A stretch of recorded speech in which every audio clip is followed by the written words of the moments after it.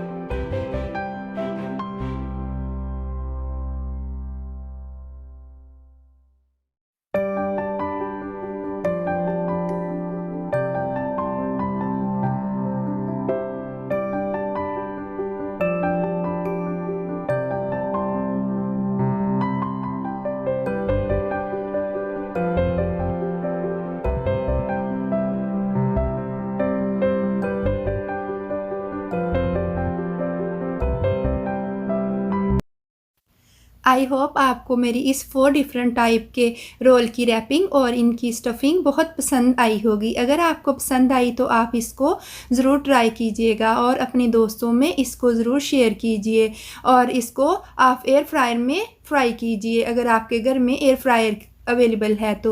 और इसको आप मेक श्योर आप इसको ज़रूर ट्राई करेंगे और मुझे अपनी दुआओं में याद रखिएगा। अल्लाह ताला आप लोगों को अपने घरों में बहुत ज़्यादा खुश रखे और हर तरह की बीमारी से महफूज रखे। इस रमज़ान मुबारक में अल्लाह ताला हमें ज़्यादा से ज़्यादा इबादत करने की तौफीक बख्शे और पूरी दुनिया के लोगों को सेहत व तंदुरुस्ती अता फरमाए। और मेरी लेटेस्ट वीडियो देखने के लिए सब्सक्राइब के बटन को प्रेस करें, बेल आइकन को क्लिक करें और थम्स अप दें। Thank you.